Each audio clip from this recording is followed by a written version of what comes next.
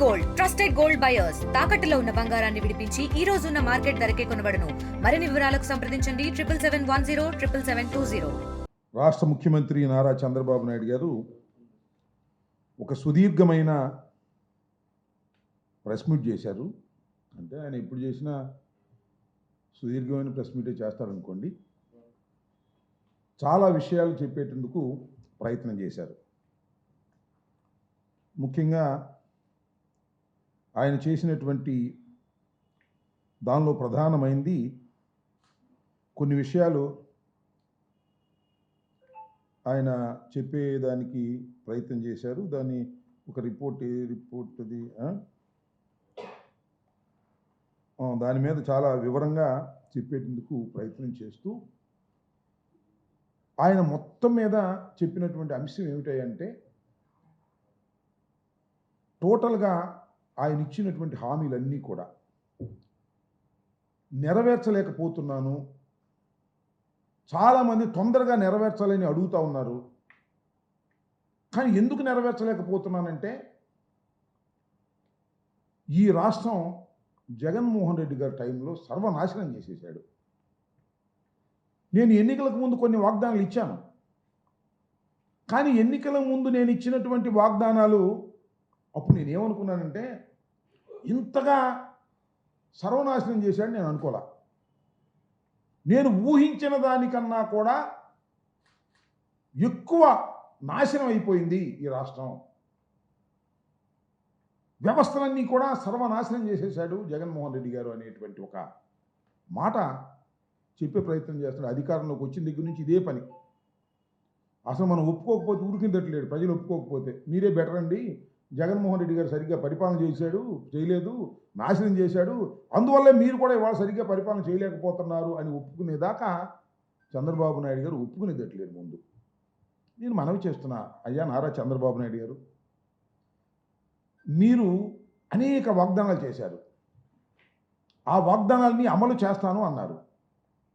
జగన్మోహన్ రెడ్డి గారు చాలా స్పష్టంగా చెప్పారు, చంద్రబాబు నాయుడు గారు చేసేటటువంటి వాగ్దానాలు నెరవేర్చలేనివి, దానికి కావాల్సినటువంటి ఫైనాన్షియల్ సపోర్ట్ ఈ రాష్ట్రంలో లేదు, నేను 5 సంవత్సరాలు పరిపాలన చేశాను అని లెక్కల వారీగా అన్ని వివరంగా చెప్పారు. అయినా సరే నేను చేస్తాను అని చెప్పేసి చంద్రబాబు నాయుడు గారు ప్రజల్ని భ్రమింపచేశారు. ఓట్లు వేశారు, చంద్రబాబు నాయుడు గారు అధికారంలోకి వచ్చారు. కూర్చున్న దగ్గర నుంచి ఒకటే గొడవండి, జగన్మోహన్ రెడ్డి సర్వనాశనం చేశాడు, అందుకు నేను చేయలేకపోతున్నాను. అయ్యా నేను అడుగుతా ఉన్నా చంద్రబాబు నాయుడు గారు, మీరు ముఖ్యమంత్రి కాకముందు ఈ ఎన్నికల ప్రచారంలో ఏం చెప్పారంటే మీరు అందరూ ఒకసారి గుర్తుపెట్టుకోండి. జగన్మోహన్ రెడ్డి గారు 14 లక్షల కోట్ల రూపాయలు అప్పు చేశాడు. ఇన్ని 14 లక్షల కోట్ల రూపాయలు అప్పు చేశాడని ఊదరగొట్టాడు. ఎన్నికలు అయిపోయాయి. ఆయన అదృష్టమో రాష్ట్ర ప్రజల దురదృష్టమో కూటమి ప్రభుత్వం అధికారంలోకి వచ్చింది. ఎన్నండి లెక్కలు తేల్చింది మీరు? ఎంత వచ్చాయి? 14 లక్షల కోట్ల రూపాయలు అప్పు చేశారని ప్రచారం చేస్తే లెక్కలేసి రాస్తే 6,46,537 కోట్లు తేల్చారండి ప్రభుత్వం వారి లెక్కల ప్రకారమే. ఇంకా అవి ఇవి లేనిపోయినవన్నీ కలిపేదో 9 లక్షల కోట్లు అని చెబుతున్నారు, కానీ వాస్తవానికి 6,46,537 కోట్లు మాత్రమే జగన్మోహన్ రెడ్డి గారి కాలం వరకు జరిగినటువంటి అప్పు అని ఖచ్చితంగా బడ్జెట్ పేపర్స్లో తేల్చారు. నేను అడుగుతా ఉన్న చంద్రబాబు నాయుడు గారు, ఇందాక ఒక మాట అన్నాడు, మేము ఊహించిన దానికన్నా కూడా ఎక్కువగా ఈ రాష్ట్రం నాశనం అయిపోయింది, మేము ఊహించలేకపోయాం, అందువల్ల ఇవాళ పథకాలన్నీ అమలు చేయలేకపోతున్నాం అనేటువంటి మాట ఆయన మాట్లాడాడు. ఏమండి, మీరు 14 లక్షల కోట్ల రూపాయలు అప్పు చేశారని ఊహించి చెప్పారే, చివరికి చూస్తే చట్టంలో దాని ప్రకారం చూస్తే కేవలం 6,46,000 కోట్ల రూపాయలు మాత్రమే ఉన్నదే. ఎక్కడండి నాకు తెలియకడుగుతాను చంద్రబాబు నాయుడు గారు, ఊహకు అందకోకుండా జరిగింది. మీరు చేసిన ప్రచారానికన్నా మీరు ఊహించిన దానికన్నా తక్కువ అప్పులే జగన్మోహన్ రెడ్డి గారు చేశారు. అంతేకాదు, ఈ రిపోర్ట్ ప్రకారం చంద్రబాబు నాయుడు గారు ఏమంటారంటే 2022-23 క్యాపిటల్ ఎక్స్పెండిచర్ జగన్మోహన్ రెడ్డి గారు చేసింది 7,244 కోట్లు. బారోయింగ్ ఎంత? 67,987. ఇది చాలా పూర్, ఇది తప్పు అని ఇందాక చెప్తున్నాడు చంద్రబాబు నాయుడు గారు. క్యాపిటల్ ఎక్స్పెండిచర్ ఏమో 7,244 కోట్ల రూపాయలు, బారోయింగ్ ఏమో 67,985 కోట్ల రూపాయలు బారోయింగ్ చేశారు. క్యాపిటల్ ఎక్స్పెండిచర్ ఇదే కట్ చేశారు జగన్మోహన్ రెడ్డి గారు. ఇది తప్పు, ఇలా చేయటం అన్యాయం, అక్రమం అని చెబుతున్నాడు. నేను అడుగుతా ఉన్నా చంద్రబాబు నాయుడు గారిని సూటిగా సమాధానం. ఎందుకంటే చంద్రబాబు నాయుడు గారు అంత అనుభవం లేదు, ఆయన అంత మేధావిని కాదు, ఆయనలాగా కథలు చెప్పలేను. కానీ నేను అడుగుతా ఉన్నా, 2024-25 చంద్రబాబు నాయుడు గారు అధికారంలోకి వచ్చి కూర్చున్నాడు. ఆయన బారోయింగ్ ఎంతో తెలుసా? అక్కడ మా బారోయింగ్ 67,985 కోట్ల రూపాయలు అయితే ఆయన బారోయింగ్ 73,685 కోట్ల రూపాయలు బారోయింగ్ చేశాడు చంద్రబాబు నాయుడు గారు మొదటి సంవత్సరంలోనే. క్యాపిటల్ ఎక్స్పెండిచర్ ఎంతో తెలుసా? 8,894 కోట్ల 90.98 కోట్లు బారోయింగ్ చేశారు. మేము చేసింది ఎంత? 7,244 కోట్లు క్యాపిటల్ ఎక్స్పెండిచర్ చేసి 67,000 కోట్ల 985 కోట్ల రూపాయలు మేము బారో చేస్తే ఆయన 73,635 కోట్ల రూపాయలు బారోయింగ్ చేసి 8,894 కోట్ల రూపాయలు ఆయన ఖర్చు పెట్టాడు. దానికి దీనికి కంపేర్ చేయండి. అదేమో తప్పు అంట, ఇదేమో రైట్ అంట. చెప్పేవాళ్ళు అమాయకులైతే వినేవాళ్ళు ఇలాగే ఉంటారన్నట్టుగా, వినేవాళ్ళు అమాయకులైతే చెప్పేవాళ్ళు ఈ విధంగా ఉంటారన్నట్టుగా చంద్రబాబు నాయుడు గారు ఈ కథలు చెప్పేటటువంటి ప్రయత్నం చేస్తున్నారు. టోటల్గా పచ్చి అబద్ధాలు చెప్పేటటువంటి కార్యక్రమం చేయటం, దాన్నేమో ప్రజలు నమ్మించాలనేటువంటి ప్రయత్నం. ఆయనకి వంది మగదు. ఇందాక చూసే ప్రెస్ మీట్లో చంద్రబాబు నాయుడు గారు అన్నీ చెప్పిన తర్వాత జగన్మోహన్ రెడ్డి గారి పరిపాలనలో చాలా విధ్వంసం జరిగిపోయిందని అంటే ఇంకో ఆయన ఎవరో పత్రికా విలేకరు ఆయన అంటున్నాడు, వాళ్ళ బ్యాచే. అంటే కొంతమంది మంచోళ్ళు కూడా ఉన్నారు అనుకోండి, మీరు చెప్పింది చాలా తక్కువ అండి, ఇంకా ఇవి కలిపితే ఇంకా ఎక్కువ అవుద్ది అంటాడు. అంటే విధ్వంసం చాలా ఎక్కువ అయింది అని ఇలాంటి మాటలు మాట్లాడి చంద్రబాబు నాయుడు గారు ప్రజల్ని నమ్మించాలని, ఇచ్చిన వాగ్దానాలను ఎగవేయాలనేటువంటి ప్రయత్నం ఒకటి జరుగుతూ ఉన్నది అనేది ఇవాళ ఆయన మొత్తం ఉపన్యాసం అంతా చూస్తే చాలా క్లియర్గా అర్థమవుతుందని కూడా ఈ సందర్భంగా నేను చెప్పదలుచుకున్నా. అంతేకాదు, మనం చూసినట్లయితే చంద్రబాబు నాయుడు గారు ఈ మధ్యన దావోస్ వెళ్ళారు కదా, దావోస్ వెళ్ళారు, తిరిగి వచ్చేసారు. ఒకళ్ళుగా వెళ్ళింది వాళ్ళ అబ్బాయి ఇండస్ట్రీస్ మినిస్టరు, మళ్ళా నాయుడు గారు కేంద్ర మంత్రి గారు, వంది మాగదు అందరూ కలిసి దావోస్ వెళ్ళారు. దావోస్ వెళ్ళంగానే చంద్రబాబు నాయుడు గారు చాలా సీనియర్ మోస్ట్, ఇండస్ట్రీలు అందరితో కూడా పరిచయాలు ఉన్నాయి, ఆయన అద్భుతమైనటువంటి పెట్టుబడులు తీసుకొచ్చేస్తారు రాష్ట్రానికి అనేటువంటి ఒక ప్రచారం చేసుకున్నారు. వాళ్ళ పేపర్లో ప్రచారం చేసుకున్నారు. చివరికి 2 చేతులు ఊగించుకుంటూ వచ్చారండి.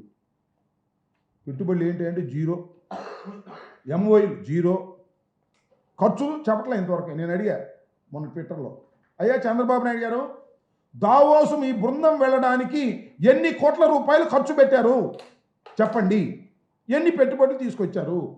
పెట్టుబడులు 0, ఖర్చు మాత్రం చెప్పరు. నేను అడుగుతా ఉన్నా, ఇవాళ సమాధానం చెప్పండి.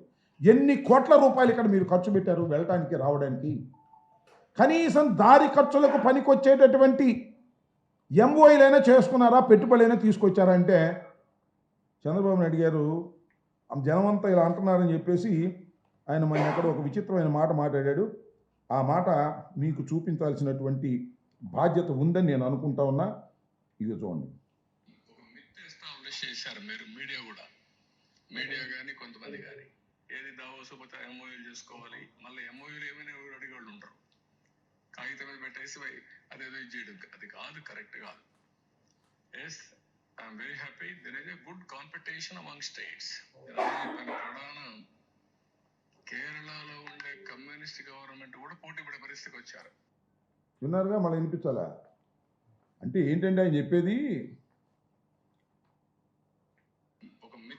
ఒక మిత్ అంట. దావోస్ వెళితే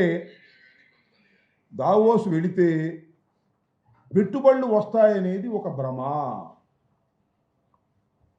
దావోస్ వెళ్ళకోకుండానే పెట్టుబడులు వస్తాయి. మరి ఎందుకు వెళ్ళారని చలిలో పాపం దావోసు అంత కష్టపడి ఇంతమంది ఎందుకు డబ్బులు ఖర్చు కోట్ల రూపాయలు? మీ అబ్బాయి, నువ్వు, అలాగే ఇండస్ట్రీస్ మినిస్టరు, కేంద్ర మంత్రి గారు, వందిమాగదులు, అధికారులు చలిలో వెళ్ళారు. మీరు కోటు కూడా వేసుకోలేదు, అందరూ కోటు వేసుకున్నారు. కానీ చంద్రబాబు నాయుడు గారు కోటు వేసుకోలేదండి. ఎంత కష్టపడ్డాయండి. కోటు అని వేసుకోవడానికి ఆయన ఆరోగ్యం ఎలా చేయదు, ఇది వాస్తవం. దాన్ని కూడా ఒక సంక్షోభాన్ని కూడా ఉపయోగించుకునే విధానంగా కోటు కూడా వేసుకోకుండా వెళ్ళాడు, కష్టపడ్డాడని చెప్తున్నారు. ఏ పెట్టుబడులు అంటే అవన్నీ పెట్టుబడులు వస్తాయండి, మిత్ అదంతా కూడా అని ప్రచారం చేసేటటువంటి ప్రయత్నం ఇవాళ చంద్రబాబు నాయుడు గారు చేస్తున్నారు. అంతేకాదు, ఎప్పుడు ఈ టక్కు టమార విద్యలు చంద్రబాబు నాయుడు గారికి అనుకూలంగా ఉంటే ఒక రకంగా, వ్యతిరేకంగా ఉంటే మరో రకంగా ఆయన చెబుతాడు, పత్రికలు రాస్తాయి. మీకు 14 సంవత్సరాలు చంద్రబాబు నాయుడు గారు పరిపాలన చేశారు కదా, మీరు చూశారు లేదో 2014-19 కాలంలో గ్లోబల్ ఇన్వెస్ట్మెంట్ సమ్మిట్ అని పెట్టారు. గుర్తుంది మీ అందరికీ? గ్లోబల్ ఇన్వెస్ట్మెంట్ సమ్మిట్ అని ఏం చేశారు చూశారు? దానిలో 10 లక్షల కోట్ల రూపాయలు పెట్టుబడులు వచ్చేసాయి అన్నారు. 2 లక్షలు 3 లక్షలు కాదు, 10 లక్షల కోట్ల రూపాయలు పెట్టుబడులు వచ్చాయి. అంటే ఆయనకున్నటువంటి ఎల్లో మీడియా ఫ్రంట్ పేజీలో అద్భుతమైనటువంటి పెట్టుబడులు రాష్ట్రానికి వచ్చేసాయి. 20 లక్షల మందికి ఉద్యోగ అవకాశాలు కల్పిస్తున్నాం అని డబ్బా మీద డబ్బా కొట్టారు. వెయ్యండి, చెప్పండి ఏమయ్యాయి? మీరు 5 సంవత్సరాలు పరిపాలన చేసినప్పుడు మీరు 10 లక్షల కోట్ల రూపాయలు గ్లోబల్ సమ్మిట్లో అనౌన్స్ చేసినవి ఎన్ని వచ్చాయో చూపించారంటే లేదు, ఒక్కటి కూడా లేదు. 328 ఒప్పందాలు ఆ రోజు పేపర్లో వేశారు.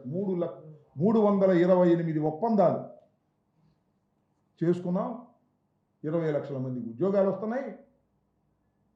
10 లక్షల కోట్ల రూపాయలు గ్లోబల్ సమ్మిట్ ద్వారా తీసుకొచ్చినటువంటి ఘటన సమర్థుడు చంద్రబాబు నాయుడు గారు అని దప్పాలు కొట్టుకునేటటువంటి కార్యక్రమం చేశారు. ఇవాళ నేను అడుగుతా ఉన్నా, చంద్రబాబు నాయుడు గారు, మరి మీరు వెళ్ళి ఏమీ తీసుకురాలేదు కదా, ఏమీ తీసుకురాలేకపోతే మరి మీరు వాళ్ళు ఏం చేస్తున్నారు? ఒకవేళ మేము ఒకానొక సందర్భంలో జగన్మోహన్ రెడ్డి గారు ఇలాంటి ఆర్భాటం ఏమీ లేదు. జగన్మోహన్ రెడ్డి గారు కూడా దావోస్ వెళ్ళారు. ఆయన ఉట్టుచేలతో ఊగించుకురాలా.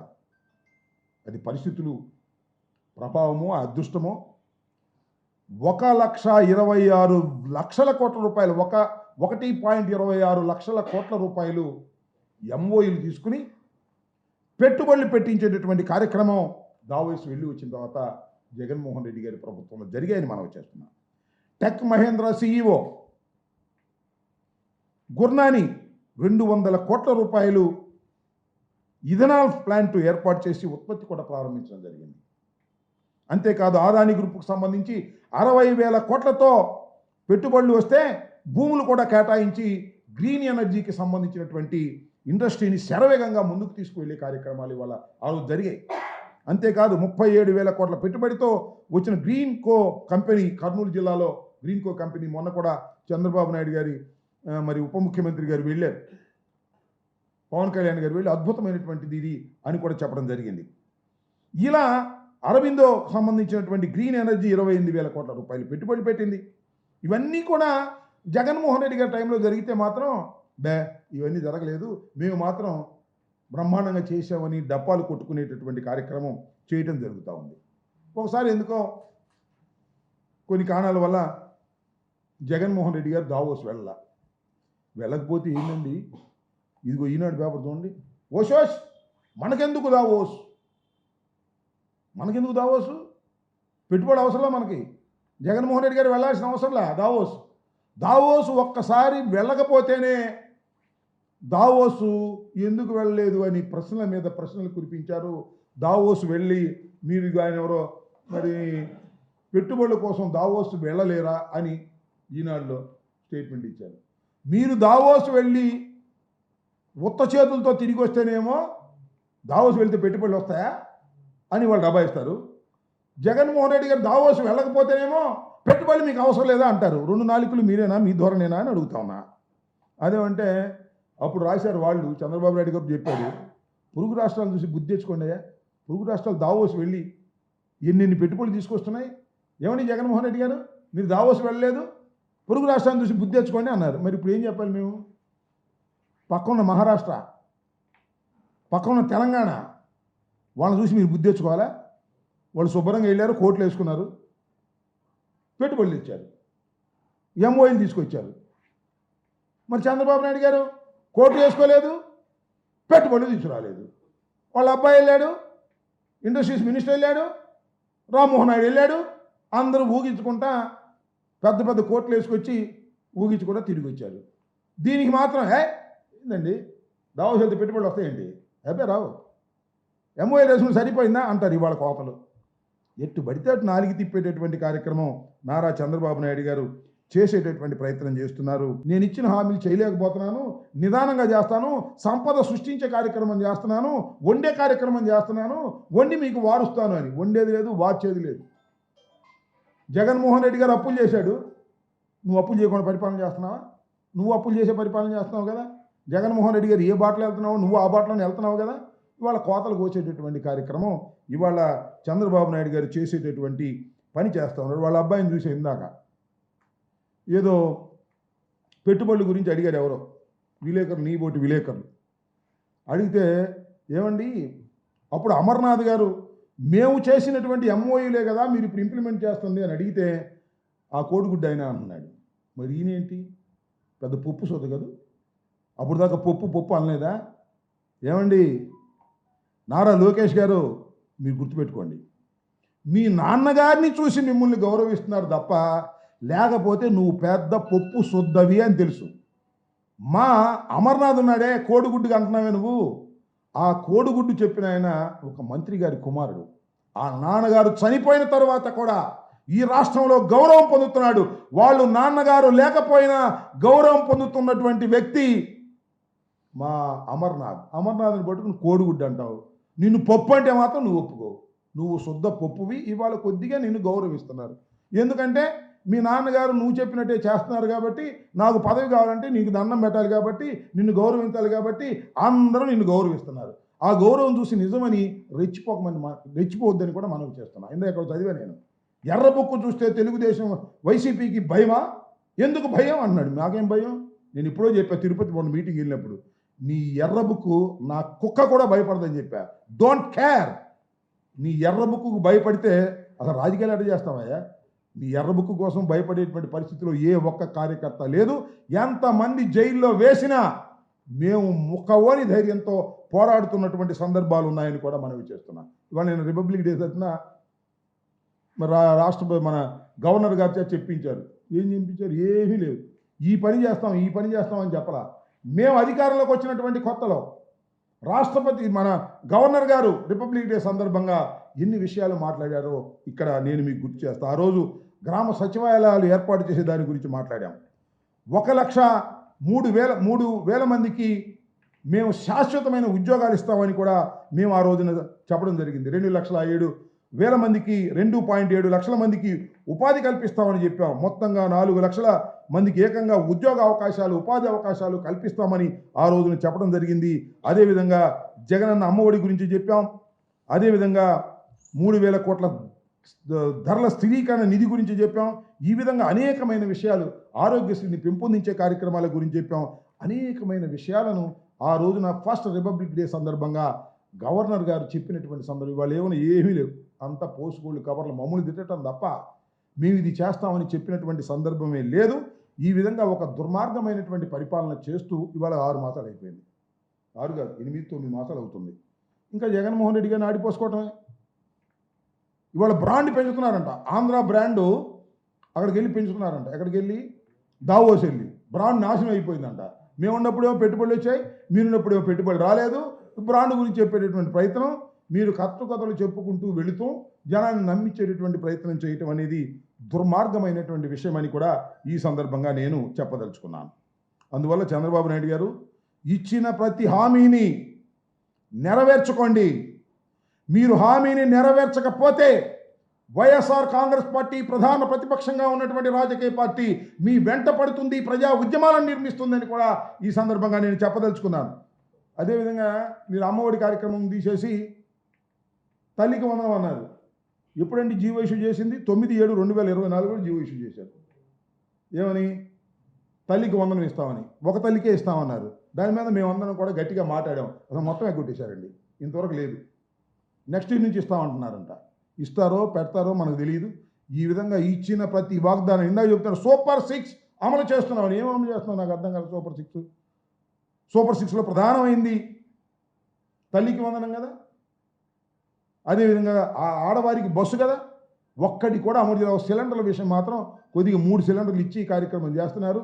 అది కూడా చాలా తక్కువ మందికి ఇచ్చి కార్యక్రమం చేస్తూ ఇచ్చిన ప్రతి వాగ్దానాన్ని అమలు చేయకోకుండా ముందుకు వెళుతున్నటువంటి ఈ ప్రభుత్వం ఎందుకు అమలు చేయట్లేదంటే జగన్మోహన్ రెడ్డి గారు సర్వనాశనం చేశాడనేటువంటి ఒక బ్రాండ్ వేయడానికి ప్రయత్నం చేస్తున్నావు తప్ప ఆదాయాన్ని సృష్టించాలి, ఆదాయాన్ని పెంపొందింపజేయాలి, ఇచ్చిన ప్రతి హామీని కూడా నిలబెట్టుకోవాలి, చక్కని పరిపాలన చేయాలనేటువంటి దృక్పథమే లేకోకుండా చంద్రబాబు నాయుడు గారు పరిపాలన చేస్తున్నారు. జగన్మోహన్ రెడ్డి గారి మీద బురదల్లే కార్యక్రమం, గత ప్రభుత్వం మీద సాకులు చెప్పే కార్యక్రమం చేయటం చాలా దురదృష్టకరమని, ఇప్పటికైనా చక్కని పరిపాలన అందించేటటువంటి కార్యక్రమం చేయవలసిందిగా నారా చంద్రబాబు నాయుడు గారి కూటమి ప్రభుత్వాన్ని ఈ సందర్భంగా మేము కోరుతూ ఉన్నాం. మరిన్ని వీడియోస్ కోసం ఛానల్ ని సబ్స్క్రైబ్ చేయండి. లేటెస్ట్ అప్డేట్స్ కోసం వాట్సాప్ ఛానల్ ని ఫాలో అవ్వండి. ఆ లింక్ డిస్క్రిప్షన్ లో ఉంది.